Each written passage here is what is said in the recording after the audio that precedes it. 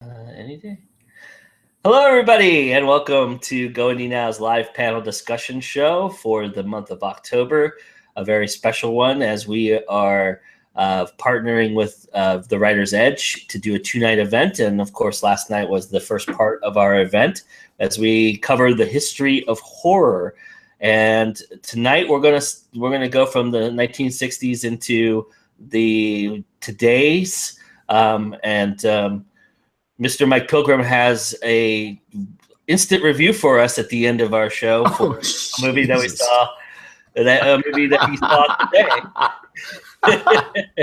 Mr. Mike, we're all here because of Michael J. Elliott's Halloween Horror Hell Week. Michael's having some technical difficulties. Hopefully, he can get those taken care of and then join us as we go along. But we didn't want everybody to wait up for us, so we're going to go ahead and get going. So as we always do customarily, let's introduce ourselves, and I'll start with Christy. Hi, everyone. I'm Christy Stratus, and I am the host of The Writer's Edge. I'm also the author of Anatomy of a Darkened Heart and Lock and Key, both part of the Dark Victoriana collection. And there's a lot more to come on that as well. So definitely follow me on Wattpad, by the way, because you are going to get a story from me tomorrow. And thank you so much for having me, Joe. I'm so excited to have this chat tonight. Is the story related to the Dark Victoriana? It's totally separate. It actually appeared in the dark version of the December anthology, but now I want to release it separately. Oh, neat. Oh, I read that story. Cool. Oh, yeah. Right awesome. On. All right, JB, how about yourself? I am JB Taylor. This is Neo. I am the author of John Archer, a comedy and discovery on Amazon and Audible. And you can follow me on Facebook, Twitter, if you don't mind political posts and dirty jokes. That's Awesome. Thank you, sir. Mr. Pilgrim, how about for you? Hey, folks. My name is Mike Pilgrim. I'm a general kind of horror nut, horror writer, whatever, and kind of I'm a smartass by definition, apparently. I'm busy working on my alleged magnum opus at present, which will be done at some point. It's basically kind of Goosebumps for adults. There's lots of kind of blood and bare-chested girls and all the other good stuff that people kind of tune in for horror movies. And I'm just kind of about 6-8 margaritas into the evening, and I'm pretty stoked to be here. So it can't get any worse than last night.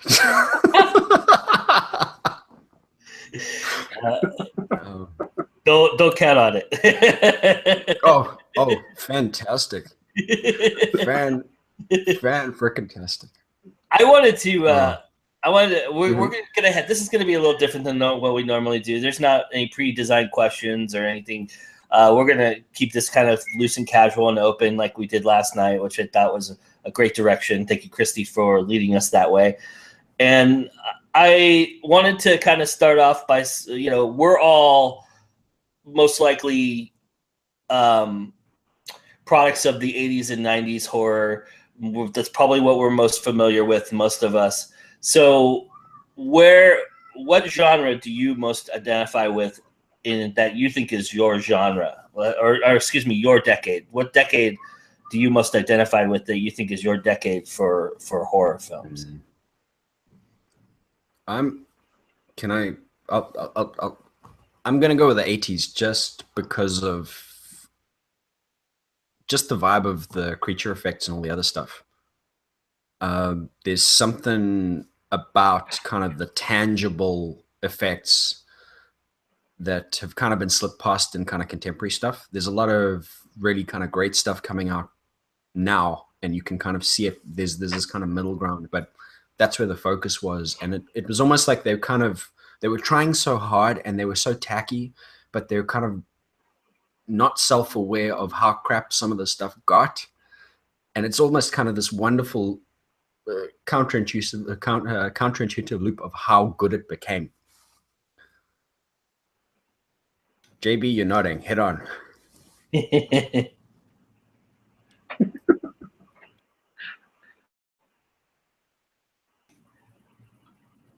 JB, you wanna tackle it? Oh, did he freeze? He might have frozen.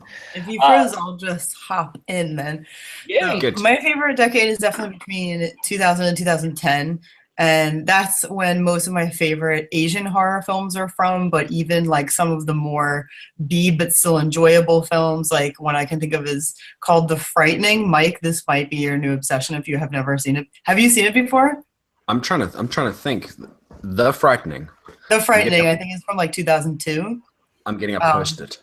Sort of like, yeah, it's sort of like a different version of not quite Scream type of thing, but it was like a good type of it was a good concept with B actors and all of that kind of stuff. Oh, but anyway, yeah, sweet. between 2000 and 2010 for sure. And my favorite is really foreign films. So that's like, you know, especially Asian. Those are the scariest to me. So definitely, like we were talking about yesterday, Stephen King had named 3 different types of horror, and the terror kind was my favorite until I got so scared I couldn't watch them anymore. So. That's its own thing. I'm a big fan of the Asian horror. We're going to talk a lot about that tonight, I think, because I think that's where the revolution has. I think it regenerated horror to a certain extent.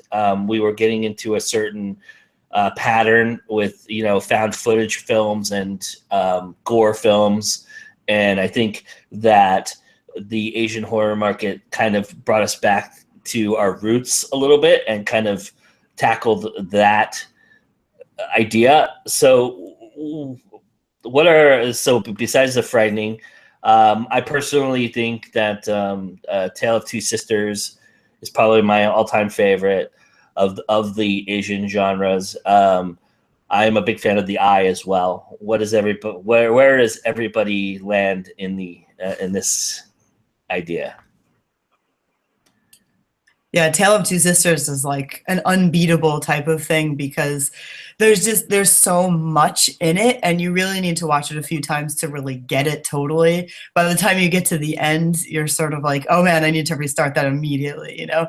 And it's that terror where you don't necessarily see the scariest things, or if you do, it's for such a short flash, and they don't always need graphics, you know. Sometimes it's makeup, sometimes it's just the insinuation that you need. And one of the things with A Tale of Two Sisters is that there is like some amount of gore that you see, but it's not like that over like crazy squirting thing, you know. It's just it's the insinuation of what you see. And it is so much scarier than actually seeing it. So I just love that. It uses a lot of like dolly moments and inferred, like it pans into, like there's a great scene with the door, and it just kind of like you just hear this rattling, and everything just it starts to really it plays with your sensibilities, and I think that's what good horror does is it tackles all 5 senses, right? Yeah, and one of the things I watched some of the extras on A Tale of Two Sisters, and one of the things they show is the stepmother. She there's a really creepy moment with, and I'm trying not to say anything about the story because you really need to see this one fresh, but there's a part with the stepmother that is really, really creepy, and they had gone through a few things where they were trying to decide whether to use computer graphics in her eyes, and they could have gone overboard with that, but they decided to do this just very, very, very slight like glint, as opposed to what would probably be done in America, which would be extreme, you know, something really heavy on the graphics. They did this like glint in her eyes instead that was so much more terrifying and more real. So, you know, that was just one thing that I found really interesting when I watched those extras. That is very cool. Just real quickly, Mr. Michael J. Eliott has popped in and joined us. Why don't you introduce yourself real quickly, sir, so that everybody knows who you are? Oh, hello everyone. Sorry for being late. Really, truly technical details. Hi, I'm Michael J. Eliott. I'm author of Portraits of Dread and Choice Cuts a Bite from the Dark Realm. I'm also the host of Dark Realm Diaries, YouTube channel dedicated to horror, book and movie reviews, with the emphasis mainly on indie authors and filmmakers. And nice to be here, Joe. And I promised the chat that we would find out the answer to the burning question, which is whose blood is on those knives and behind you? Okay, basically, my first partner died from eating poison mushrooms. My second partner died because he also ate poison mushrooms. The blood on those is from my third partner, who died from a fractured skull because he wouldn't eat poison mushrooms. Right. What you had to hack them up to get rid of them? Is that? Yeah, basically, yeah. It was a spur of the moment thing, Joe, but gave me some great writing tips. And also, if you need background about how to hacksaw a body in the best possible means with the least amount of effort, just email me, okay?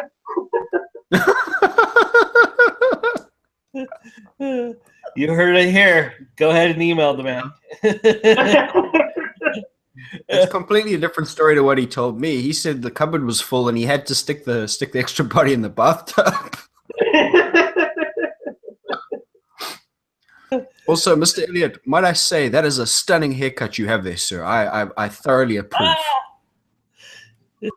That is spot on, sir.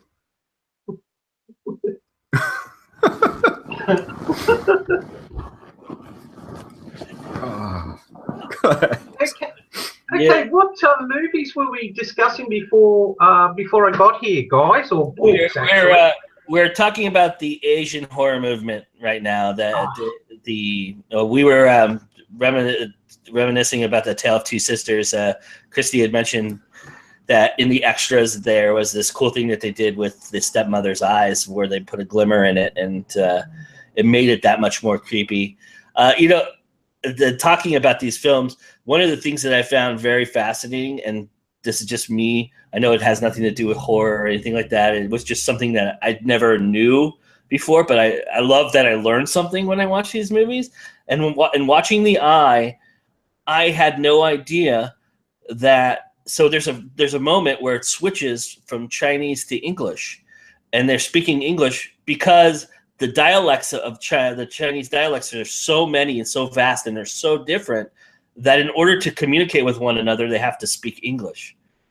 And I learned that in this movie. It was really weird. It was the weirdest thing watching this movie, and then all of a sudden they're speaking English, and I'm going, "Wait, did my DVD player do something weird? What happened?" And they added subtitles there too, so they still were having the English subtitles, but they were talking in English, which I thought was very strange. But yeah, that's something I learned, and I think that's cool. I mean, I've learned so much in filmmaking aspects about these movies, but to learn something about like real life was very fascinating to me. That's crazy. That makes me wonder, Joe. I'm just wondering, like with say Chinese movies, because of the dialects, I'm just wondering if they do versions of the movie with each dialect.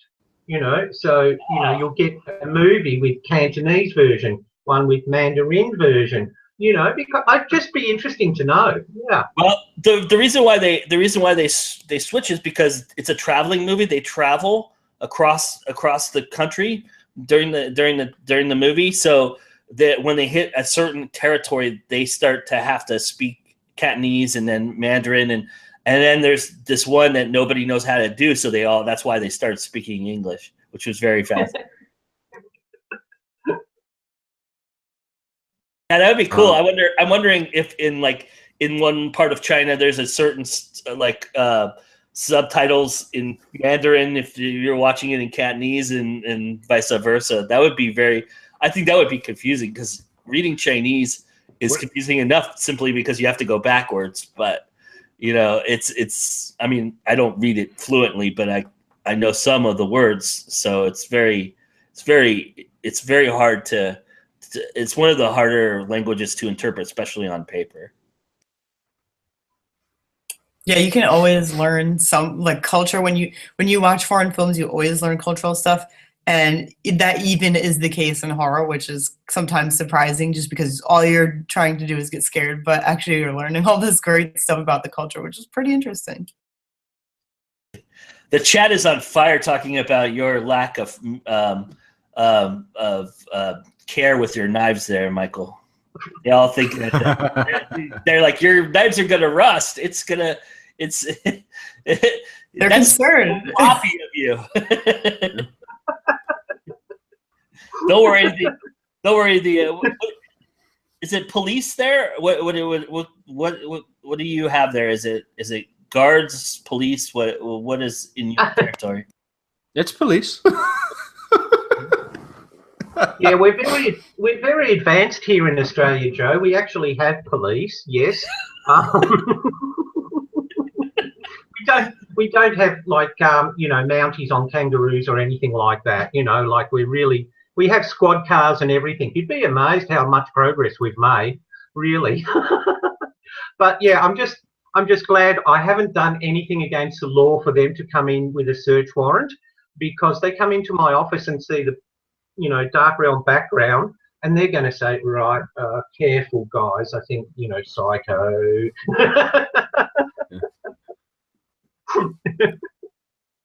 Just wait. I gave them your address when I rubbed that bank with that mask the other day, so they're heading down there. It's happening. Yeah. And I bought a pumpkin mask too, so they're going to know it's me or you. Yeah, actually. exactly. No, I told you. I put the business card together. I left it on the bank counter before I left with the cash. They're on their way. Make no mistake. I've got the Porsche, like I said. I know. You will do anything to get rid of YouTuber competition to build up your subscribers. No. Anything. So that is small potatoes. You should see the car that I bought. The one that's doing the mic that's doing this, is this the one that yells at you when you're making notes in Scrivener about your novel? Is that the mic that yells at you? Is that the version of you that yells at you? We kind of share the same body most of the time, and we just kind of, all the shouting's generally internal. I think he popped out last night for a minute to kind of make me look like an ass. But other than that, if he's not robbing banks and framing Mike here, he's generally quite agreeable. If he's been saturated with margaritas. I still insist you make a book of those edits, okay? Book. It is on the agenda. I've got folders and folders full of them. It's just going to get compiled. Did you see somebody else requested it too? It's not just me. Yeah. No. Chris, I would love it. I would eat that up. You guys are not. Christy's not the first one to ask. What's her name? Vagaby. I'm probably saying it wrong. On Instagram, she's badgered me more than once. JD says, and if you're in the chat there, bro, my Bibles. I would. The only thing I would insist, though, Mike, is that you do a new releases for my new releases segment. You do a reading of your voices if you publish that, if you actually publish that work, I want you to do a reading of that as you would read it, so that we can post that in the new releases segment of my show. Oh, that sounds fantastic, actually. It does. It really sounds great. I'm loving this. Jeez. Go. Paradox. Yeah, I think we should probably get back on topic here before. So wait, we've run what? We did high. We did Asian horror for about 2 minutes. We discussed haircuts, dead bodies, bathtubs, bank robberies, forthcoming terrible readables from other bald people, and we're going to loop back around to what is subject to, sir. Okay, well, I wanted to mention a really good point that Rebecca made in the chat, which I thought was really cool. She said, I would put forward that the horror movies best give you a look into the future, or look into the culture of, I would put forward that the horror movies best, wow, I'm really butchering this. I would put forward that the horror movies best give you a look into the culture because it shows you what they fear and how they deal with that fear. So just to wrap up the Asian discussion there, let's talk about our favorite 80s. I did the horror movie tag, Mr. Travis West, for the opening of my show. So I don't want to give away my favorite horror. Well, I guess I can. Everybody's come on. But I said what was my favorite horror franchise, and my pick was Evil Dead. I think those are the three best made movies within their franchise. And the ironic thing for me is I think that the first one is the worst of the three, and they got progressively better as they got into it. But I think two is the ultimate pendulum swing. But three is a different movie. It's not even really. I wouldn't even call it a horror movie. I would classify it more tongue in cheek and campier than that. Yeah. But that's my favorite franchise. What about you guys? What are some of the ones you remember from the 80s that you really gravitate towards? God. The Shining. The Shining was my favorite. I know it's not a franchise, but I really liked the Shining movie. Oh, you're gonna make JB upset. Why? Okay, Chris, can you totally please just sell me on The Shining, because I've watched it recently, and I put off watching it, and I cannot appreciate it as a film. So you watched the whole can't either. Yeah, of course. No, I'm not gonna expand. So, balls in your court, sir. I don't know. I mean, the whole idea. I haven't watched it in a while, but being in this place that actually changes this guy completely. It's that thing that we were talking about yesterday, that unseeable thing where he's just being changed from the inside out, and like his wife can't tell what on earth is going on, except he's acting weird, and then he's like writing all these things. To me, that unseeable thing is definitely the creepiest. And yeah, like the twins are creepy and all of that, and the things that just randomly change. To me, that's freaky. And I know that it's like 80s, and maybe it's actually, I think it's probably aged better than some things. But to me, when I watched it, I had not read the book, so I can't say like, oh, I read the book and that was better or anything. But when I watched it, I was like, oh, that was an enjoyable movie. And then when I turned it off, I was more creeped than I thought I would be. Wow. So, like I said, it was years ago, so I can't point out that many specifics, but that's what I liked. See, this is the thing that screws me about it, is allegedly kind of Jack Nicholson changes, like Jack Torrance changes throughout the movie, but he doesn't. He's that evil son of a bitch from the start of the film. There's no, Well, he's not a nice guy, but he's not exactly no running around with an axe. No, I mean, like literally, you could picture him day one that they arrive there. I mean, he's sitting there in the interview with the guy, and he could pick up an axe at that point, legitimately. But that's part of. And I think that's what the thing that killed the movie. Go ahead, JV. The thing that killed the movie for me was that the book, the mom was more of a protector. She had the dad. He tried to resist the urges of alcohol, and he in the end himself in a sense, and they didn't show any of that. From the thing that drove me nuts about the film was that he was like Mike said, just murderous from the get-go. I mean, he had a hair trigger, and that's just the case. I think Stephen King summed it up best. It was like I remember the exact quote, but he said it was like with no interior or something. It's beautiful on the outside, but there's nothing on the inside. I mean, I was like you. I hadn't listened to the book or read it before I watched it, and I did enjoy the film, but then I listened to the book, and then it just killed the movie for me. Yeah, I can understand that. Sort of like what happened to me with Silence of the Lambs. The book was just so much more dynamic.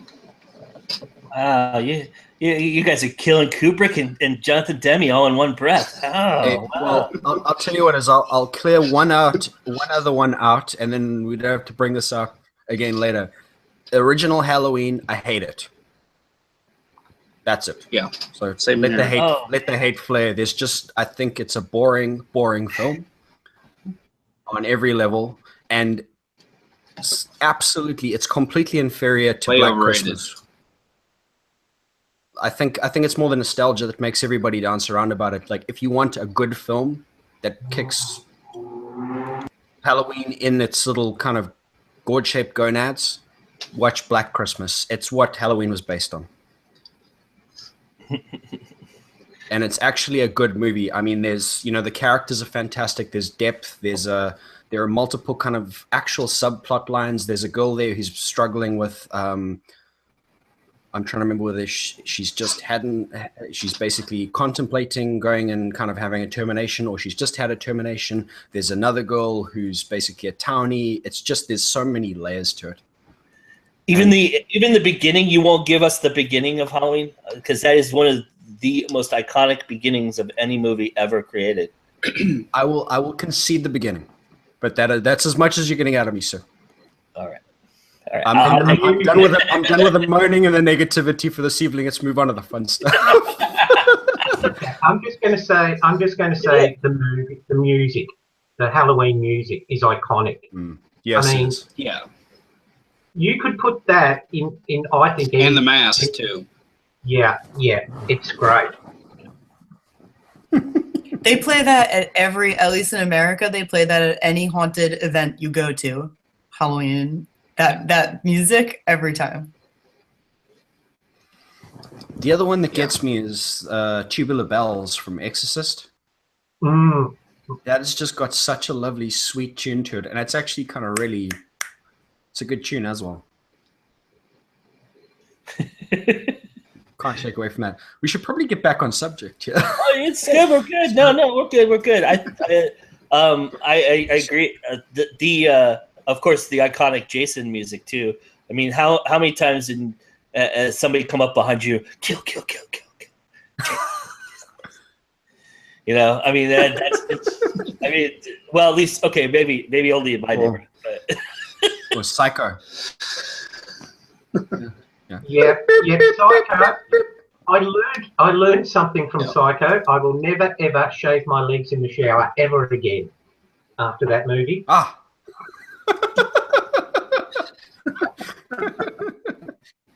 So it's waxing all the way, sir. Yeah, definitely.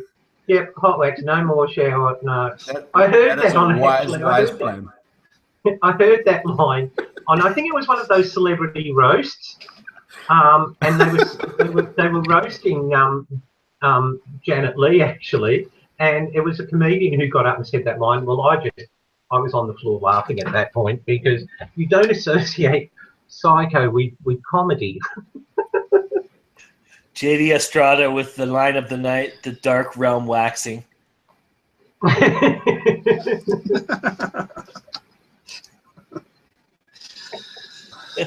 Okay, so we've established that The Shining sucks, Halloween sucks. What was the other one that everybody didn't like? What was the other one? Oh, Silence of the Lambs. Gosh, man. What? No, Silence of the Lambs was good. Oh, well, JB didn't think so. I'll fight you to the death. Fight you to the death, sir. I loved it before I loved it before I listened to the book. I mean, I watched that film multiple times, but then the book just killed the film for me. But that's a pattern. Like, the book is always better anyway. Yeah, Isn't the book? You've got so much more time to develop. Isn't the book also, doesn't it go into the history of Hannibal Lecter a little bit more at the very beginning? Yeah. Yeah. And I found there's more of a build-up. Yeah. And I found Hannibal, the sequel, to me, was just a total cash grab by Hollywood. And even though Thomas Harris wrote the book, it didn't do anything for the Hannibal Lecter sort of mythos, okay? and I'm sorry, it's got to be Jodie Foster as Clarice, because I just couldn't accept, her name's gone. I think it's Julianne Moore. Clarice? Yeah, I just couldn't accept her as Clarice Starling. It just didn't gel for me. Yeah. My two images from Hannibal is basically, this is how terrible I am, was the thing with Mason and the pigs. And there was kind of something in the pig pen, and as he was kind of, I'm not going to spoil. And then Barney's relationship with Mason's sister, which was just all kinds of weird. So they so Barney was the guy who would look after Hannibal in the asylum, in the kind of mental ward and all that stuff, and he would go off and bodybuild with kind of one of the other guy, with the kind of protagonist is the wrong word, with the antagonist's sister, who was this kind of serious kind of beefcake, and then there were some pretty overt moments in the shower, which was just too weird at the time. Well, my little 16-year-old brain battled to handle that. Yeah, it was very descriptive. Speaking of books, is there a book that you read that you were surprised never turned into a movie? A horror film, a horror book? The Fog. For me, it's Shattered by Dean Koontz. I absolutely love that story, and I don't understand. I mean, I guess they tried with some of these. There's a couple films, like there was one with Ryan Phillippe once that was kind of loosely based on it, where he and Steven, God, I'm trying to think of the guy's name, where they get a phone call from the guy and the guy's chasing them, and it was similar, but it's not really even close to the same. But that book, that always surprised me that book was never adapted. Yeah, it's funny you mentioned Dean Koontz, Joe, because he's my favourite. I mean, I prefer him to Stephen King because he does psychopaths so well. He gets right in there, and you can feel them. You can feel their motivation in that. And he wrote a series which was meant to be produced by a TV series network. Sorry. And it's a Frankenstein series, and it's a brilliant take on Frankenstein, where Victor Frankenstein is actually alive in today's world, and people in New Orleans are being murdered, and Victor Frankenstein has kept himself alive through organ replacement and everything like that. And these two detectives actually meet the first creature that Frankenstein made, and they end up trying to solve these mysteries. Well, what it is Frankenstein's replacing all these people with sort of, replicants. It was a brilliant thing. But apparently there was a falling out because the producers wanted to change it, and Dean said, no, I think it's good as the way we're going, and it never got made. And I think it would make a great mini-series because it's just a brilliant take. And I read the books and I love them because you absolutely loathe Victor Frankenstein. He's not this, he's grown into, after centuries, into a sadomasochist, and he keeps cloning his version of his wife so that he always looks like he's got the same wife. But he's built into her a thing where, because they're super strong and everything, he can turn off her pain receptions. So she feels everything he does to her, and it's really, brilliant. If you haven't read it, guys watching it, really, it's a brilliant take on the Frankenstein story. Yeah. I've got another one that I just thought of. And Christy, you might want to chime in on this one. Anatomy of a Darkened Heart. Where's the movie? We need the movie. We need the movie. Come on. You're awesome. I would love that. It would be so atmospheric. I think it lends itself to it too. I'm not just saying that because it's my book, because I actually think that book lends itself more to a movie than the second one. But yeah, I just think that there could be such beautiful scenes and such heartbreaking scenes, but also a lot of creepy stuff could be done with that. I would say Michael J. Elliott's I have a question. Oh, sorry. I would say Michael J. Elliott's Dinner for Two, but they've already made that. It's Andrew Zimmer's Bizarre Foods.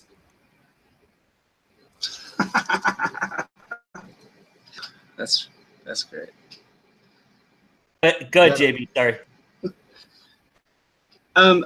My question was actually for Christy. I was curious because I like you, Joe, would love to see her book made into a film because it's creepy. I wrote in my review that I got a cold chill so strong and it was not, and I had to close it for a minute. My question, sort of like what Dean Koontz, if it were going to be made, would you allow for changes or would you want it to be kept strictly to the book? Because I know there are things that, at least to me, I've taken out from it because it's just perfect. Oh, thank you so much. Yeah, for me, it would be really hard to see it changed because I worked really hard to make sure there was no excess in it at all. There were a couple of scenes I really wanted to put in there just because I thought that they could add something else, but when I started to write them, they really weren't adding anything because I had already expressed what I was trying to express. So like the whole thing is you need to get in and get out with that kind of thing. Once you've done something, you can't repeat it. So that would be my fear with them making a movie, overplaying something or adding something that really doesn't belong and that just kind of comes out of nowhere. I hate superfluous stuff in movies or books too. So that would make me nervous, but you know, I mean, sticking pretty close to it would be amazing. I would love that. Yeah, it's funny, Christy, you said sorry. No, go. We think said something I can remember when that she doesn't watch film adaptations of books or something like that, and I was just curious if she would watch the adaptation of her own book. Well, that I might watch, yeah. That would be different, yeah. I'm talking like I would, you know, it'd be awesome if I had even like a small hand in it, just to be able to say, like, I know I'm not like a screenwriter or anything, but just to be able to help with some of I have a lot of visuals in my head that would translate so well to the screen, in my own opinion, at least. I think if you could see inside my head, I think you'd agree with me. But yeah, things like Memoirs of a Geisha and stuff like that, like you were saying, you know, if you see the movie, like for horror, for example, you can really appreciate it, but once you read the book, it's totally ruined. That's the same with me with contemporary literature. Too much has to be eliminated from those kinds of books. My book is on the shorter side, so probably they'd add too much to it. But, you know, either way, once I've read the book, that's it for me. I can't watch the movie. Yeah, it's funny, Christy, because Anatomy of a Darkened Heart, while I was reading it, it was playing like a movie in my mind. I could see, you know, the wallpaper you described. I could see moving up the steps. I could see the scenes perfectly. And it's funny how we as authors, even though we're wordsmiths, we do, I can't speak for everyone, of course, but you do tend to see it, you know, playing out in your mind as you're writing it, which is helping you with the descriptions and everything like that. So that's why I found Anatomy to be very visually, you know, I didn't have to try and imagine anything. I could see it perfectly. That means so much to me. Thank you. Which is the mark of a great book. Thank you so much, guys. This really means so much to me. The opening scene with the clock ticking, that is completely cinematic. Make no mistake about it. Just, bah. You know, thank you. I was saying in the background. I was saying in the chat, the set design is going to be something extraordinary for that because there are some amazing. I mean, the sets themselves have life, and that's what's really cool. Is like I could hear the wood breathing in like the church, and then like when she's smelling sorry, I forget the flower that she loves, but when she's smelling them and just. I could feel the air, and because there's such a tension between her, I'm giving too much away for people who haven't read it. But there's just there are moments where I think the liveliness of it aren't through dialogue and the characters, but through the sets themselves. It's almost like it swallows the people and brings them into a world that's kind of very. I mean, oh gosh, I could go on and on. I could talk every. I'm just thinking, her isolation scenes in a room, and oh gosh, I'll stop. The thing with the doll. That's all I'm gonna put in there. That was ingenious. But guys, rest assured, if our Miss Stratos here continues at the trajectory that she's currently on, this is all gonna happen. So just chill out. It's cool. The shit is coming. Make no mistake. I was just going to ask you, everyone, because to me, the perfect era for horror is the Victoriana era, which Christie captures perfectly. But I'm not greasing up to. No, oh, it's not. Jesus. It's the costumes, it's everything. I mean, because they're at that age of enlightenment where they're learning and the Industrial Revolution and things. It opens itself up to that sort of those stories. Now, there was one I watched. I don't know if anyone of you have seen it. I reviewed it on Dark Realm, called Stonehurst Asylum, which starred Michael Caine, and it was brilliant. It was set in Victorian times, and I found out at the end that it was actually a Poe story, and that just blew me away because I had no idea. So just wondering, sorry, Joe. I'm just wondering if anyone has a particular era or setting, I should say, or horror that they prefer, because I'd be interested to know. I was just going to say I read that story. I was going to say that's a Poe story, isn't it? For me, I don't know.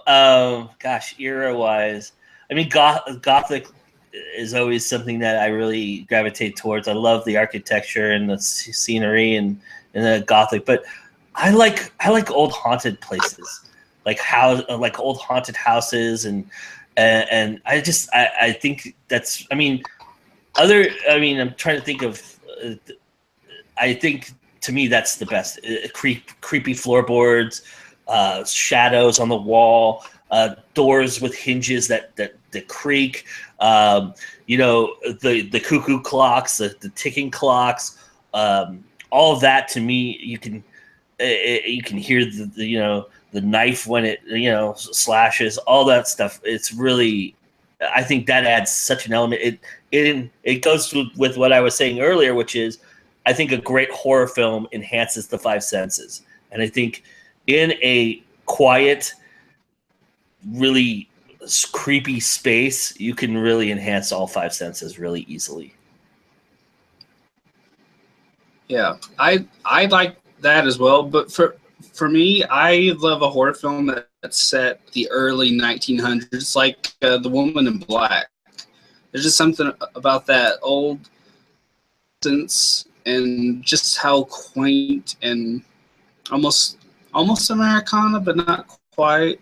Everything is. There's an ignorance and there's, I don't know. It's just perfect setting for me. It's hard to describe, but yeah, the best example is The Woman in Black because I don't know. It's just so perfect. Anything to the conversation. Yeah, no, I also like those kinds of any kind of older building that is poorly lit, of course, is always really awesome. And the feeling of either claustrophobia or like just not being able to see everything in the room, even if it's just like the audience that can't see everything in the room and maybe the person knows the room really well. But, that lighting has a lot to do with everything. And if the lighting isn't really done right or whatever, you know, it's not going to work out. But, you know, also I've seen some things reviewed. I haven't personally watched these movies, but I've seen some things reviewed on Michael's channel, Dark Realm Diaries, where they've actually done amazing things with totally bright rooms. And I'm thinking of a particular one that I can't remember the name of. I want to say it was Austrian, and it had one boy and his mother, or two boys and his mother. You know the one I'm talking about. And it looked like a lot of it was brightly lit, but it was, I mean, that was part of what made it even scarier. So it's like, as long as you handle it properly, I guess you can get away in either direction. Isn't that calling back to kind of the Asian horror thing? Is that in difference to kind of the Western view on kind of things happen in the dark, guys sneak up on you in the dark, everything happens at night. There's this whole kind of thing of in the daylight, nothing goes wrong, nothing is scary. But I'm not as well versed on the Asian stuff as you guys are, not even a little. But from what I'm to understand, from what I have seen, is that there is no sacred space at all. What's her name? I want to say Sakara, but I got the name wrong. So these spooks, these ghosts or whatever, can just turn up anywhere, anytime. You can be in the bath, you can be standing at the bus stop. There's just no protection from them. I think in the whole kind of lit space and all that, so it ups the unease of the stories. I think who really does open air, light of day horror really well is the Brits. The British have an amazing array of films that I can just think of off the top of my head. Wicker Man. I could think of Notes of a Scandal. You know, Where's Marnie? Marnie would correct me. Judi Dench movie. And then also The Deep End with Tilda Swinton. The thing about Harry. All these movies all have these moments where they're in the light of day, and it's not so much the atmosphere, it's the person that creeps you out. And really, and the British do that really well. Yeah, I was just going to say, one of the things we learned at college when we were studying media, and it applies to everything, of course, not just filmmaking, but each movie is a reflection of the culture it comes from. And quite often you'll find that British movies, you know, it's the, how can I put it? It's like the buildings, you know, like the terrace houses, all those sort of things, you know, they become iconic and they become part of the horror, you know, and the unemployed people and the, you know, all that sort of thing. In Australian films, very much the outback becomes one of the, you know, antagonists, you know, these harsh, and I'm talking about films like Walkabout, you know, The Cars That Ate Paris, those sort of films where the outback is basically, you know, one of the horror elements. And of course, that all happens in bright light and things like that. And I find it too, Joe, with American horror films, a lot of the horror comes from the suburban, you know, the nice middle class American, you know, weatherboard house, you know, in the nice neighborhood and that, where everything's not quite as it seems. So every culture looks at it differently, but you get a good overview of what different cultures feel represent, you know, the best area for their horror to come from. And we'd be remiss not to mention the movie I kind of hinted at last night, which is Rubber, which is about a killer tire in the outback who terrorizes through the outback. It is an actual tire that was possessed by a serial killer. And I mentioned that I would find out the episode, and that is episode 7, everybody. So if you want to go see episode 7, that's the one that Jason at Greenside reviews, Rubber. And it's well worth it. It's probably my favorite review he's ever done. It's fantastic. The review is great. I've never seen the movie other than probably about 15 minutes of it, but the review is great. And to Michael's point about Americans, it's all the gun-toting, Republican voting, Bible thumping folks that seem to the quiet ones, right? We always say, watch out for the quiet ones.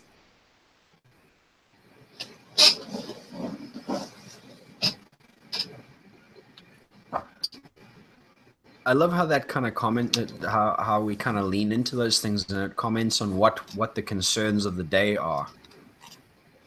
These kind of settings. Those suburban ones are always brilliant, where it's always some kind of really, really sweet couple that's actually kind of murdering children and making them into jam in the basement, or something completely just out there. And it plays into that kind of the fear that we've all got about the neighbors. And you don't really know what anyone's doing behind closed doors, but I love that. I've been itching to see Rubber, and it's been on my list for a while though, and it's like a pyrokinetic sentient tire that cruises around and murders people in the outback. Yeah. And one of I've seen it. Sorry, Chrissy, I've seen it, and be prepared for people actually supposedly watching this movie, this tire, killing people on a screen in the outback. They're all sitting in front of this like a driving movie thing. And that was one of the things that tripped me out. I have to see this thing, and I have to see Jason's review. I'm really excited about it now. It's all hyped up, and I'm like really excited. I wanted to what's something you were saying, Mike, with about your neighbors type of thing, and just going back to Joe, you mentioned Notes on a Scandal. Oh man, was that a good movie? If you haven't seen that movie, that is way worth the watch. You are left afterwards like completely uncomfortable in your own skin. Just, oh man, that is one. And it's Judi Dench. Like, it's surprising. How often do you get to see her play that part? How often do you get to see her play the evil part? That's the great thing. Never. Yeah, never. And she did it brilliantly. And it was just like, oh man, that was such a good movie. I've never found any other movie that really matched that. Oh. And what I loved about that was how she went from, how the movie makers took you and switched your emotions around. I felt sorry for Judi Dench at first. I thought, this poor old lady, she's got no friends in it, and she's a total evil bitch. And you're going, oh, why did I waste my time feeling sorry for her? Brilliantly done by the movie makers. And the way it ends, which of course I'm not going to say, but the way it ends is what leaves you with such a feeling of like, oh my God, like, oh.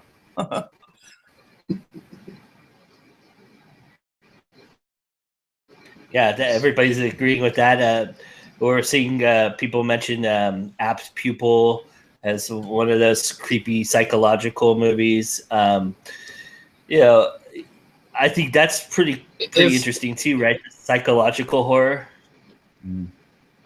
If that's even remotely close to the book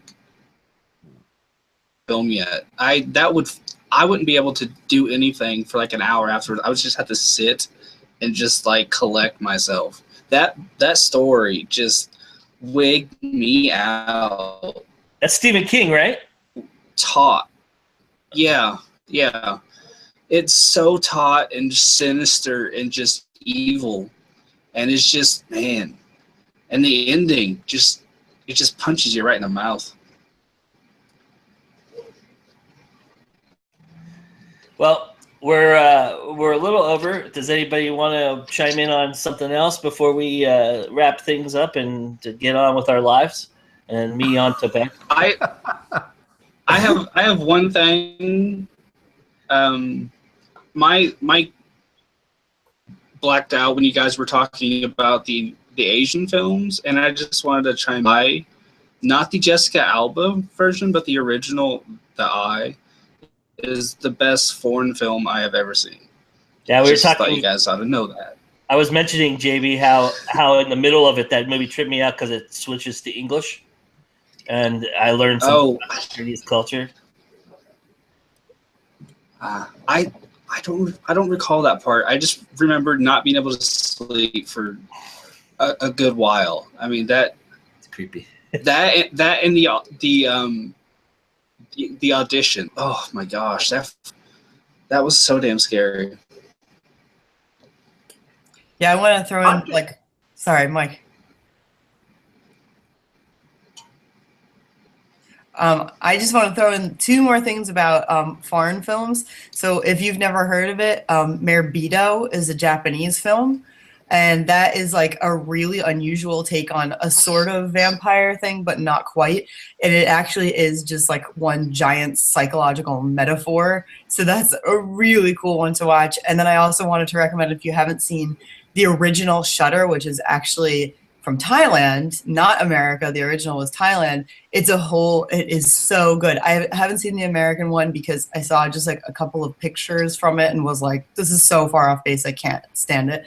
But like, so I don't know for sure. But when I watched the original, oh my God, it is a fantastic story. They always do such an Asian films, horror films are always so good with the storyline. So that is one, you don't want to miss that one. It's a good one. Yeah, I just wanted to. Oh, go ahead. Sorry, Joe.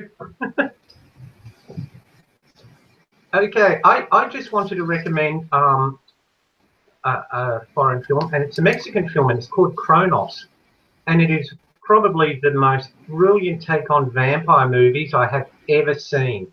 And what will make you want to see it is that it's Guillermo. Oh, I can never pronounce this. You can do it. Yeah, Guillermo del Toro's first movie, and I haven't drunk. I'm on coffee.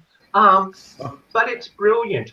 You can see how he will progress with his other movies. But this is a brilliant take. It's not about being bitten by a vampire. It's a clockwork spider that actually, called Kronos, that turns this old man gradually younger and younger and younger. And it's brilliant. So check that out. You can actually find it on YouTube and streaming services. Yeah. I want to add another vampire movie in here, another foreign film, Let the Right One In. If you have not seen Let the Right One In, this is the quintessential change of a vampire movie that you'll ever see. And for those of you who are squeamish and scared, let me just rest assured there are some bloody scenes, but most of the violence, and I would say probably 90% of the violence, is inferred. So you never see it on screen.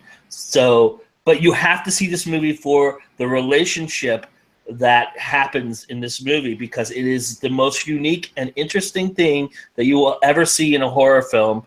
And I don't know where the idea came from. I just think I personally thought, I could not believe what I was watching. I could not wrap my head around how great this idea was and how much different it was from everything else that I've ever seen. I've not seen it. I'll have to watch it. I got to see a stage adaptation of that a couple of years ago. It was phenomenal.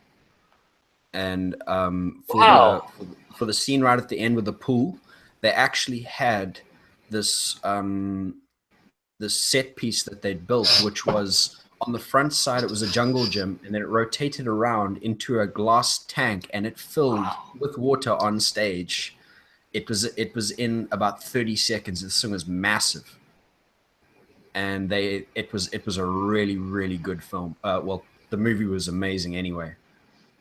The relationship between the mentor and what's her face was that the more you think about it as you kind of come away from it, the more kind of the more depth that film gets, which is really, really brilliant in terms of kind of how it's put together. And for the I'm sorry, go ahead, sir. Sorry. No. I was done. Oh, sorry.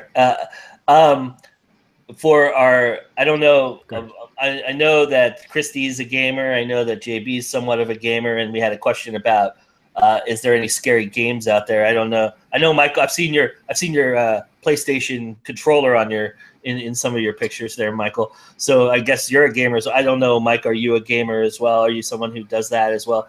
But how about scary games? Can we add that to the list? Anybody got any suggestions? Any thoughts? It's a little for vintage. me. It's Sorry.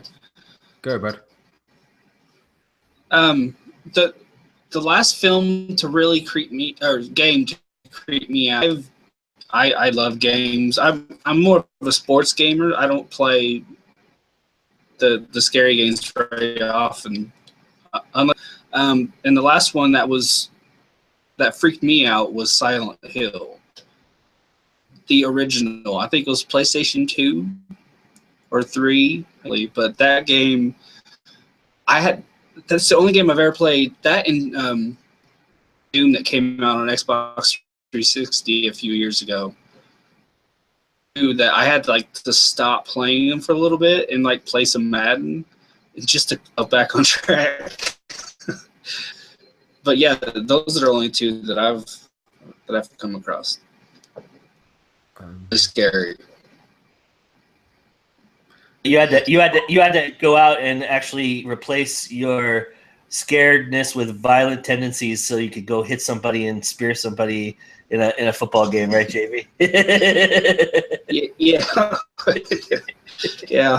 I suck at it, so basically I just went from getting sacked 70 times in a game. So. Well, I've got a confession. My PS3 is mainly used so I can watch Netflix on my TV. I said I do play games, but my game I play on PC is called Wizard 101 because it nurtures my inner Harry Potter, because you have to cast spells and go to school and everything like that. So I don't have any experience with scary games. I know that they are developing more and more, and Hollywood's taking them too and thinking this is great as a new method of finding content. Okay, as we've seen, like JB mentioned, with Silent Hill, then we had Silent Hill 2, the movie, and of course all the Final Fantasy and all those ones. Yeah. So yeah, there's my confession. Sorry. I've got a couple to add, if this is of any consequence. It's a little vintage, but the Call of Cthulhu Dark Corners of the Earth was pretty good. It really, really kind of captured the game. And it's got this kind of, as you're kind of trawling through Innsmouth and there is a Shoggoth after you and the villagers are chasing you and there's just all kinds of crazy stuff going on. And it really kind of captured the vibe of the story itself and brought in a lot of kind of Lovecraft mythos. Off the top of my head, the imagery and kind of the overall layout of Dante's Inferno on, I think it's PS3, Xbox, all of those. I think you can get it on PC as well. That was pretty intense in terms of, just the landscapes of how it was all laid out, and you basically fight your way through the 7 circles of hell. It's a real button masher, so it's not kind of mad skill stuff. So if you kind of sit there and you'll eventually get to the end. But in terms of kind of the game design and stuff, that was pretty amazing. Another one in, I don't want to say recent years because it's in the last 5 years, was Splatterhouse, the remake. It's by no means a masterpiece as far as a game goes, but it is gory as hell and it's just fun to play. It's basically a guy who, his girlfriend gets kidnapped by an evil doctor in a house. He puts on this kind of death mask thing that transforms him into this massive monstrous thing that can rip arms off and regenerate legs, and it's just so gory, and the commentary from the mask is hilarious as well. And it's also got another kind of Lovecraftian bent on it. I'm trying to think, there is one other one that I should be thinking on. I tried The Evil Within, but I got really bored really quickly because it was hard. Yeah, same here. And that kind of, I'm not so good at the sneaking. I'm good at the kind of it was difficult. It was difficult and also very underdone. I thought they tried too hard. I actually bought it on eBay and I was just very disappointed. I got it on a markdown on a PlayStation sale, and I must have played it for a couple of hours, but I just couldn't get far enough, and eventually I just kind of said, well, I got bored. So how far did you get, bud? Got past the part where getting shot at by people, and you're on the ground and there are people in these houses. You're pretty much surrounded, and you have the shooters. I don't know what part that was, but that's way further than I got. I don't think I even got past that first part where you wake up on a table and there's some guy with a meat cleaver. And after ages and ages trying to get that right, I just said, no. Life's too short. I need to move on.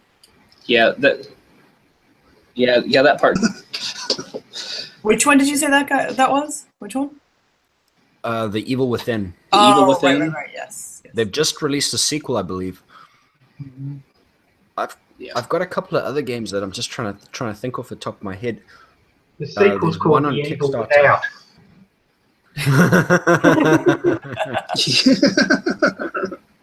It should have been, because I don't know why I got a second one. No, that's okay. It's. Have any of you played Outlast? That I haven't played, but I've watched. On YouTube, they have lots of playthroughs, and that one is pretty like harrowing. There's a lot of, I don't know, it gets scary, and there's a lot of disturbing stuff in it too. So you have to be sort of. I mean, we're all adults; we can handle it, but it's pretty bad at times.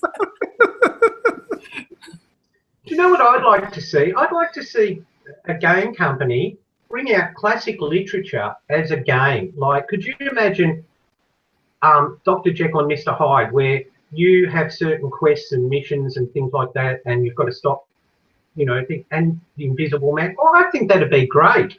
I really do, but I mean, they do. They do make those. They just turn them into Lego movies or Lego games. I mean, like Harry Potter. Lego Harry Potter, Lego. Well, they have Alice. American McGee's Alice is a really yes. good game. I love that game. I would still play that game. Brilliant. Yeah, and the only reason I had to stop playing that on my channel is because my computer couldn't handle it, and it was making me not be able to jump anywhere. So it's like so frustrating. But anyway, I couldn't record and play at the same time. But that's a good one. And the sequel, Alice Madness Returns, I really wanted to play it. I have it, but on PC, I have to say that the combinations and how you really, I mean, at least the way I was playing it, I guess. First of all, when you have to press like 3 keys for one attack, it's just, no, I can't. It's too much. Like, I can't do that myself. There are plenty of people who can. But then, there's like certain attacks that work for certain enemies. And like when it's that specific and I have to like remember all of that, like it's not fun for me anymore. It gets a little bit too difficult. But I did really like the whole Alice concept. And I hear that guy wants to make a 3rd one. So that's pretty cool. Yeah, I saw that came up in the feed the other day. They were pitching the 3rd one. But did you get to the part with the pepper grinder? So she's got this machine gun pepper grinder. It's about a midway in the game, it was just fantastic. And this thing's kind of, double the size of it, and she just swings it under her arm and grinds the end. Really, the game design in that, it was just so stunning. The shrinking and everything. Oh, so cool. I remember watching you play it, Christy. That's pretty funny. Yeah, that first one was awesome. I just wish that my computer could have handled it. And you were getting frustrated because you could. Well, if you could see, folks, I would jump right here. Is what Damn it! Damn it! JB mentioned, Michael, for you, Eternal Darkness for GameCube, which is heavily based on H.P. Lovecraft. He says.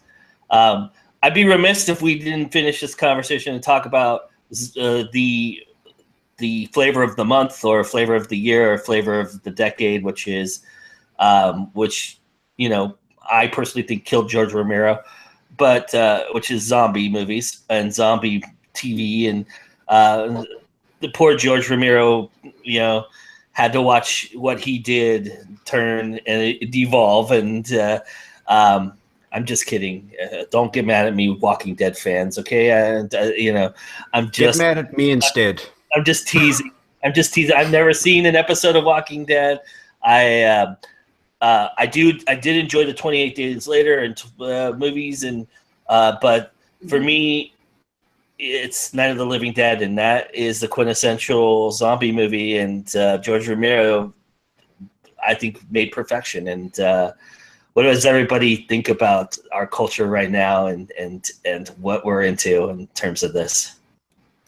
Okay, I've never ever been a zombie fan.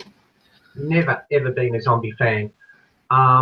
Because to me, it's like zombies come, kill people, people run away, they're safe for 5 minutes, then more zombies come, and it's like this chase, eat, you know.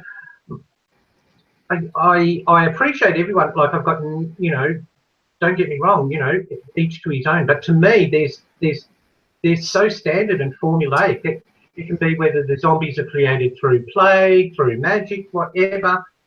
The whole premise is survive, they come, they survive again. And so, to me, it just doesn't stretch your imagination or you as a movie viewer. You know, you get that short term, oh, thank God they're safe, and then the zombies break in, oh God, they're not, and then they run away. So it's sort of like equivalent of Hollywood's jump scares these days. That's just me on zombies. I agree. That's actually why I stopped watching The Walking Dead. I think like same thing over and over again. Like people would die, zombies would be killed, and then right at the end of the season, someone would get trapped, and the whole catch to it was, are they alive? Well, either they're alive or dead in the same thing season. So yeah, that's just shit. And I as for movies, I have to agree with Joe. Movie picks are on point, and the books, there's like 1 trillion zombie books that I've read that are worth your time, and I highly recommend are the White Trash Zombie series by Diana Rowland. I want to say is her name. That series is just brilliant and unique, and it's just it's a fun take on the zombie genre. So if you haven't checked it out, you should definitely check it out. Just to weigh in on The Walking Dead as this kind of trio of miserable buggers. Earlier in the year, basically, I keep an eye out on kind of comiXology sales and all kinds of stuff. If there's anything that looks a little bit like I'm going to be interested, I pick it up automatically, and whether I read it now or I read it in 2 years, I will get to it eventually when I feel like it. So as a result of this, I ended up being in a situation where I got to watch Walking Dead and read the graphic novel simultaneously. So I'd read the graphic novel and watch the season. I'd read the graphic novel, watch the season. I got about 3, maybe 4 deep. And by about 3 or 4, about halfway through the 3rd season, I had exactly what what Mike and JB had with it. Basically, the comic book progressed. The show was written better than the book. I mean, it was streamlined, it was to the point, and all the other good stuff. But it's basically just the same situation played out over and over again. Person, zombies, drama, resolve. Person, zombies, drama, resolve, and generally resolve means dead. And it's just, I don't understand the cultural fascination with this, because there are so many more infinitely interesting things that we could be paying attention to. It's just not interesting. Like, you've seen it and move on, and I just don't understand it. And yeah, that's just that's what I liked about. Oh, sorry. That's why what I liked about 28 Days Later so much, is that they focused more on the drama and they developed a story, and it just happened to have, you know, some zombies in it. That's why I think that I've got a confession. I was going to this for Halloween Hell Week. I was planning on doing a zombie sketch, which was a send up of South Pacific, and I was going to have a zombie holding a brain, and was going to go around singing, "There is nothing like a brain, nothing in the world." But that's by the wayside. But yeah, I just thought I'd add that as a comic end. Yeah, just to throw in, I agree. I'm not a huge zombie fan at all, and it's for the same reasons that everyone else has already stated, so I won't restate it. But I can't remember if it was 28 Days Later. There's one zombie movie that I really appreciated, and it was one where the zombies start to learn. And does anybody remember if it's that one? He starts. Return of the Living Dead. That was Return of the Living Dead. That one was. Send more ambulances. Yeah. It was something where they like learn words or something, and that was so different. Like I had never personally seen that before, that I could at least appreciate that. But yeah, in general, I'm not a huge fan. That was if I'm talking about the same one you're thinking of, that was an absolutely solid movie. I mean, just in and of itself. Apparently, that was actually where this whole brains thing came in, because that had never been said in cinema before. And the whole idea was, I think they were eating brains to put off the pain of being dead. That was how they got past it. Feature. What you guys think of on the film? It was based on a book. The little girl, she was kept in like a sort of like a prison situation, and she gets out. It's a zombie film. That movie was absolutely worthless by comparison with the book, and I know that is kind of a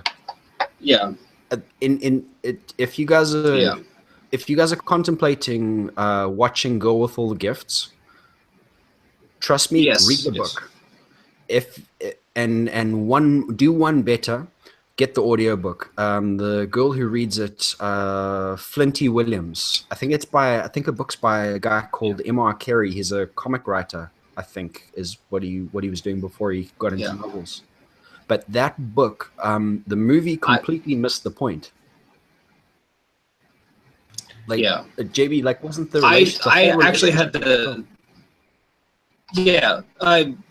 I actually 100% agree with you. They completely missed the mark on it. Go ahead and finish your thought, because I don't. I completely just blanked no worries. on it. I'm with JB on this one. Basically, the guts of this whole thing was in the book. I was nearly in tears, because it's this beautiful kind of pure love affair between a little girl and her primary school teacher. And that's how the entire book is framed. And then you've got this kind of terror, sort of pseudo-zombie situation in the background, which is just the backdrop of the situation. But it is the entire thing is the focus of her love for her teacher. And it Jenna Atherton? I get it wrong. The girl that they cast. Yeah. The girl that they cast was the person that I pictured when I was reading when I was listening to the book, which I thought was absolutely spot on. But that was about as far as the adaptation went. And I know it's kind of stereotypical to go.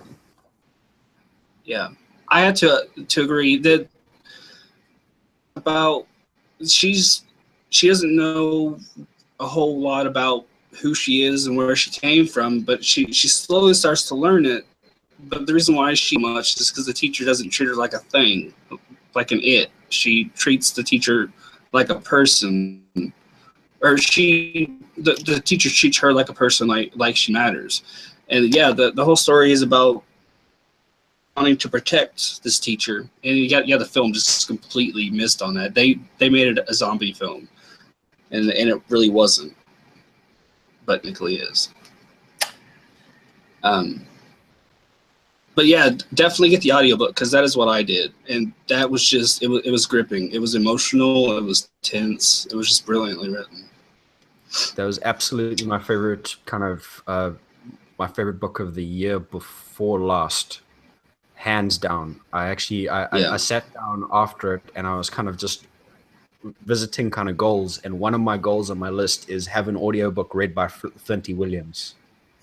I was that blown away by. She could read the phone book. Yeah. Yeah. She could read the phone book Dutch. and make it amazing. All right. Yes. Well, year before last, so you didn't read my book, Mike. So my book probably would have made that list too. But just kidding. I'm totally kidding. No, I'm just sorry. I'm sleep deprived, so forgive my insolence. So you are in such a good company. I swear to God. All right. Michael tell you. I think I was chatting to him the other night on Facebook trying to get a video finished or whatever, and I'm like nearly in tears. I was just, dude, I can't do this anymore. I just want to sleep. Just take this off my hands, please. I'm done. It's a great segue into what I'm going to announce a little bit later. But I promised a certain somebody in the chat that I would ask his question. So before we leave, Mr. J.D. Estrada would like to know from each of you, have you ever given yourself nightmares with the things that you have written? Have you ever been so scared that you gave yourself nightmares with what you've written? I did. What you've read. I did once, and it was, I created this that its defense mechanism was to prick you with a needle on its body. It would inject a serum that would make you hallucinate vividly.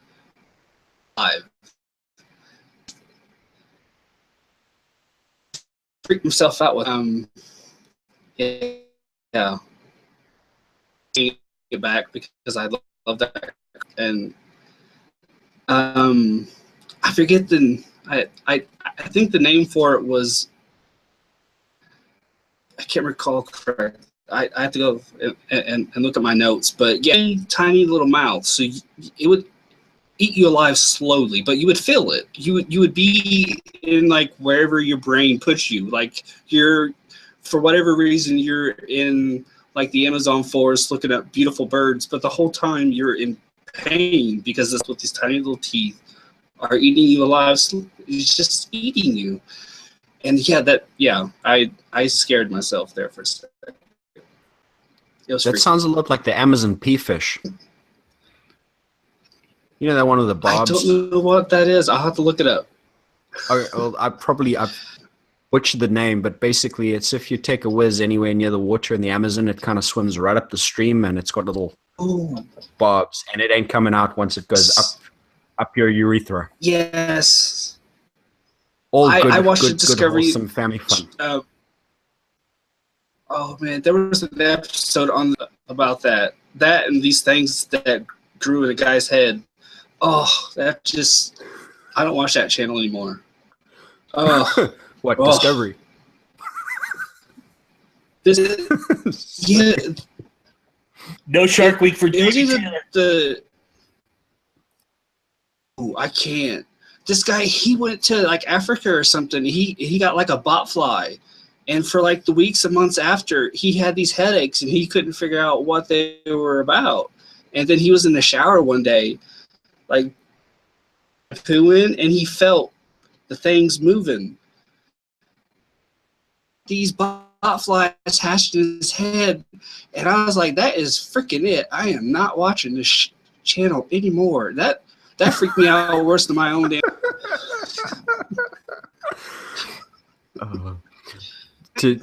I haven't been to Africa or plan to go, but it still freaked me out. I tell you something. I talk to folks, and Michael tell you the same, because kind of Africa, Australia, like, you know, just you live with this stuff that's going to kill you all day, every day. It's not something that you kind of think about. You just kind of manage. You know, you get up in the morning and you check your shoes before you put them on, because why? Spiders. That's why. I've got this very vivid memory as a kid of us being out there we'd go camping out at the dam, and this one occasion, there were a whole bunch of things that happened that trip, but we were all staying in a chalet, and there's this massive goddamn scorpion just running through the kitchen. And my uncle at the time, with a spray can of deodorant and a lighter, basically torched this sucker. You just don't even notice this stuff anymore. And puff adders and that reminds. I have to tell this story. And sorry if I'm like filibustering, but Mike saying that with the lighter and stuff. When Mike in Graysville, house, and the whole family was chasing it, trying to catch it, and my dad, in his brilliance, pinned it to the ground with a badminton racket and poured peroxide in its mouth. So the whole got away. It was flying around, like foaming out peroxide and like nipping at people, or trying to at least.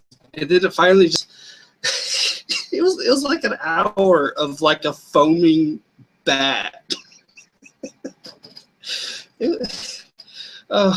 Memories. Sorry, I had to tell that. Memories. Those were such. What are we like? I think JB just dropped the mic. Jesus, I'm glad it's on me tonight. Thank you, JB. I appreciate that, sir. You've taken the pressure off substantially. We've learned quite a bit here tonight, everybody, and we've learned whose blood was on Michael's knives. We've learned that JB Taylor does not watch Shark Week on Discovery Channel. We've learned that Mike Pilgrim absolutely hates The Shining and what was the other ones? Oh, tell everybody quickly the movie you saw tonight, so nobody goes and sees it this week. Oh God. Okay. Well, I'm apparently being that negative, moany, nerdy person. What I swore I wasn't going to be. Right. So tonight we went to go and see the new Jigsaw film. And the short of it is, 10 minutes in, I've never cared so little about a film in my entire life. It was an utter travesty. It was a waste of time. It was a joke.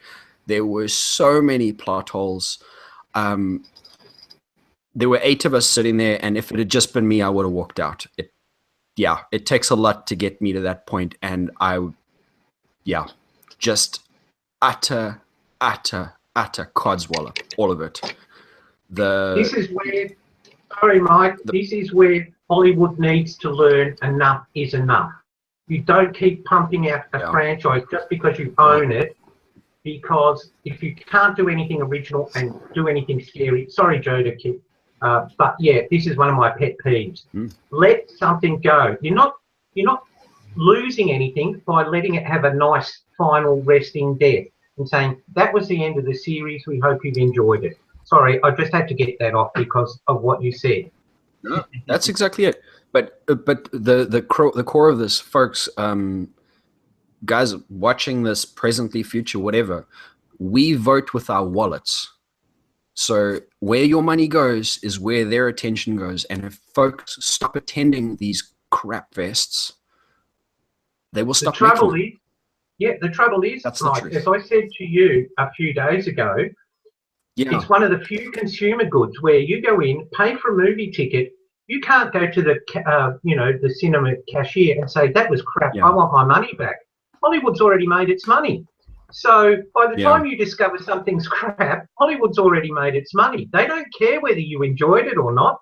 They've gotten their movie ticket sales. So unfortunately, we're in a position where we have to watch it and hope for the best, or we say, no, I might miss that, and wait till we get what friends and family recommend it. Yeah.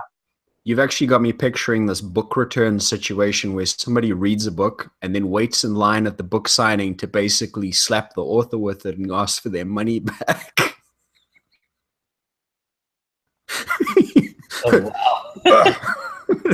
Just. I thought you were about to go off on a Kindle rant here. Like, No, not at all. Basically the short of this whole thing is the film was a travesty. It was a waste of time, and that's not just me mouthing off in my I hate Shining, I hate the Halloween, I hate the whatever. I thought that the first Saw movie was incredible. This second and third were kind of okay, and then I stopped watching after that point. And this was kind of a, hey, everyone's going, it's kind of Halloween, let's go watch a scary movie. What's on? This is on, we'll go see it. And I sat down, and I was literally kind of doing this rocking thing, and my sister was kind of, you know, because you know when you get into this restless, frustrated, what the hell, man, what the hell, really, come on, man, come on. And my sister's basically kind of punching me in the arm, telling me to just shut the hell up. You know, you're embarrassing me. Just shut up. Sit down. No one's enjoying this. Just make peace with it and get on, and then just get on with it. And it was literally from 5 minutes in, that was my entire experience of the whole film. And there was no redeeming quality to it. There was maybe one ingenuitive kill at the end, and that was just by virtue of the device itself. It wasn't anything to do with the writing. I have never not cared so much about everybody on screen. I cannot tell you how much I did not care. Seriously. I might actually end up watching it again, but I'm not paying for it, just to learn how bad that was so I can avoid doing it in my own work. This is Twilight level learning stuff. It was unforgivable. Really, really, really. And you know what? We love you in this mode, so don't ever change, brother. Don't ever change. Thank you, sir. You're one of the best, so don't change for us, all right? I appreciate the public service announcements that you send out, because that means a lot to me. I appreciate it. Man. Thank you so much. That's only because I stopped 98% of them from coming out. So the 2% you can handle. When I start talking all the time, you're going to say, dude, just sit down, eat your popcorn. We don't want to hear it. That's what my wife stopped going to movies with me, because I have a tendency to reveal the endings, and I figure them out pretty quickly, and I get myself in trouble because I'll say it under my breath or out loud, and so she says if it's a suspense movie or a movie that has a twist or anything like that, we're not going. So I have to go basically see Disney movies with my wife now, because I can't do anything else. Oh, no, wait, I'll back up on one thing with this Jigsaw film. There was one redeeming quality, and there was this kind of cute little redhead. She was stunning. That was about it. Single redeeming quality of the whole film. And she didn't quite do the kind of glasses flick thing, but you know, I wasn't complaining. That was it. All right, in lieu of making this the longest video I've ever posted on YouTube. Apologies, sir. And I posted some long ones, as people have so frequently told me. But I think we should wrap everything up and say goodnight, and thank everybody for doing this. This was awesome. This is awesome. 2 nights. Fantastic conversation. I needed to laugh, and you guys did that for me, so I really appreciate it. I had a great time doing this. It was so amazing, and thank you, Christy, for partnering with me. Like I said last night, I couldn't have asked for a better partner. It was fantastic. So why don't we start with you, Christy, and tell everybody where they can find you and all about what you're doing. Sure. Yeah, you can find me on my website, christystratus.com. You can find me on Facebook, Twitter, Instagram, YouTube, where I have my own channel that I'm going to be doing NaNoWriMo vlogs. That seems to be what people are interested in. You can vote on my Twitter, though. And I'm also doing, of course, NaNoWriMo videos that are only 3 to 5 minutes for Joe. And that's in his This Week in Indies. So I also am the host of The Writer's Edge. And as I said, check out my Wattpad tomorrow. I'm going to be posting that short story. And I have had so much fun with this. I love these chats, and it has been so awesome to talk horror. I rarely get to do it, so thank you so much for having me on. Thank you for being here. All right, I'm just going to go down the line from where my viewpoint is. So Michael J. Eliott. Okay, yeah, well, thanks for having me on, Joe. This has been a blast for me. You can find me at my Facebook author page, which is Facebook.com/The Horror Bloke. You can also find me at Twitter at The Writer Bloke. You can also catch me and my movie reviews at the Dark Realm Diaries. And we've got Hell Week at the moment, and today's, or tomorrow's, whatever time this is on, today's special guest is Karen J. Mossman. And also you can find me at my author site, which is thirdscribe.com/mysticmyth.com. Okay, I look forward to chatting to all your horror fans.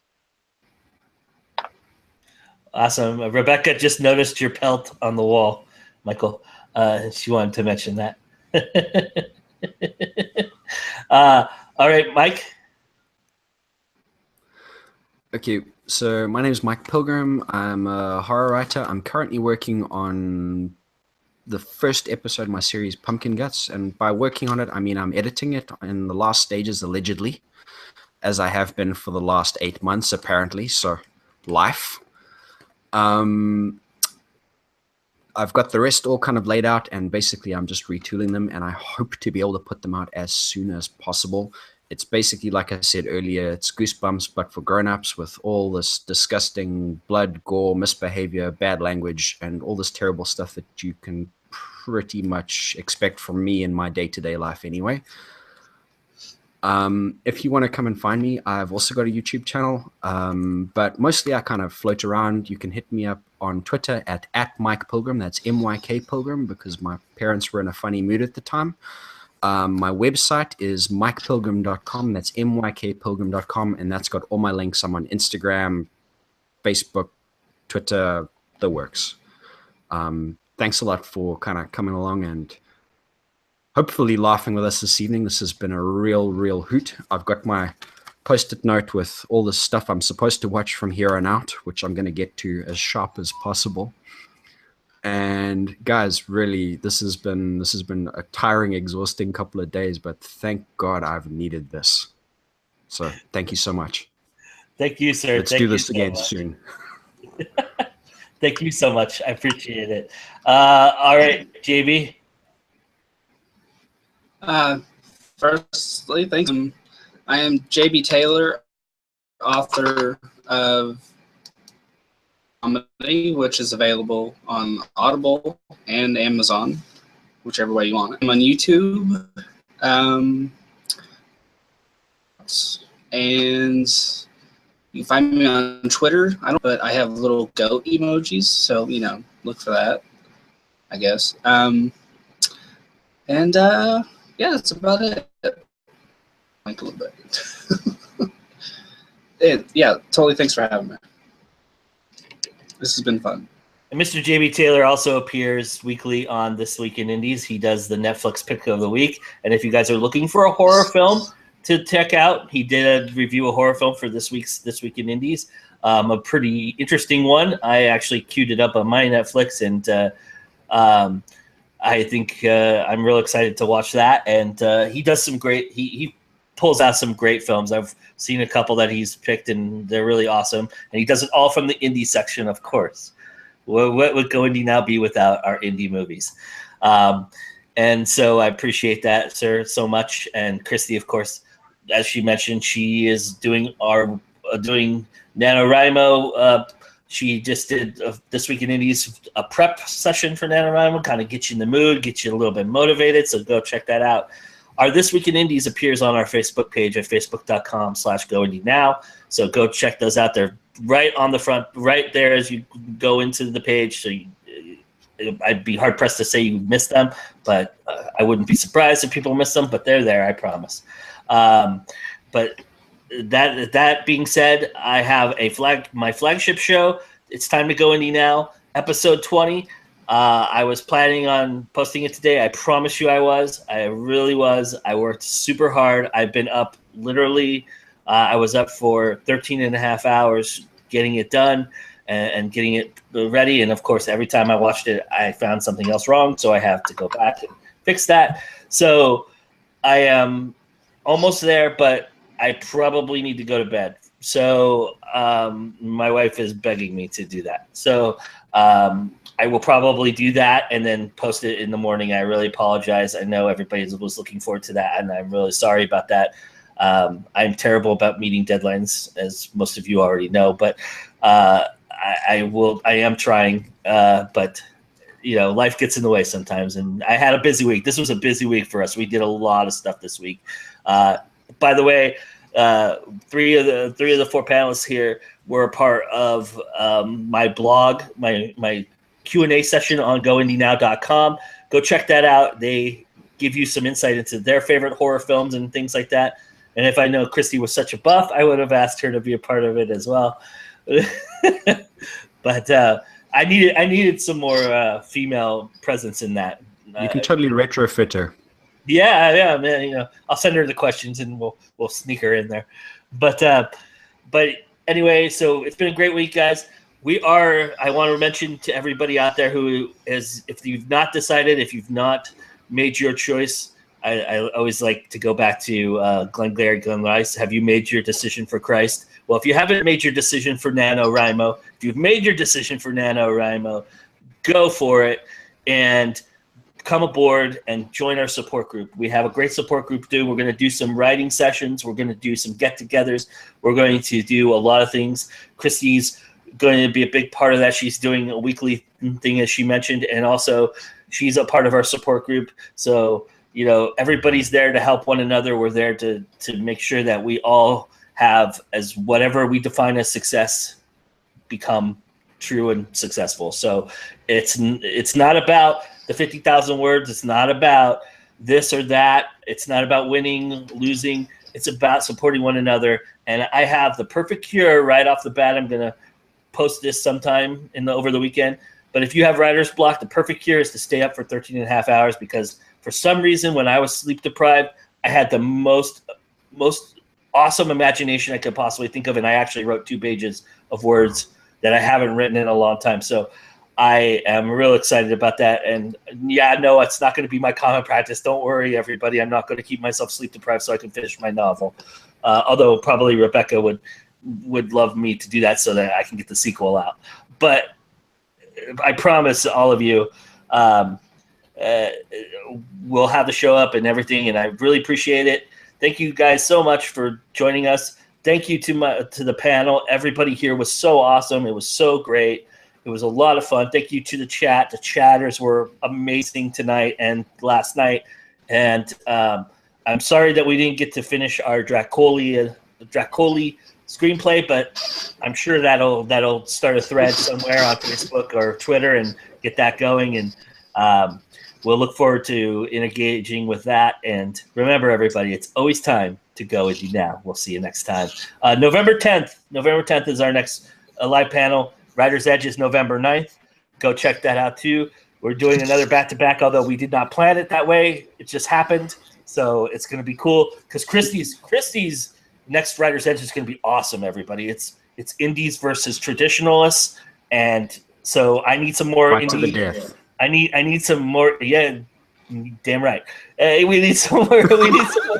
We need some more indies to join us. So everybody, get in that chat. Let's take it over. Let's take it over as indies, and then my next panel will be on marketing for indies. So we're kind of in kismet even when we're not. All right. So that's it, everybody. Good night.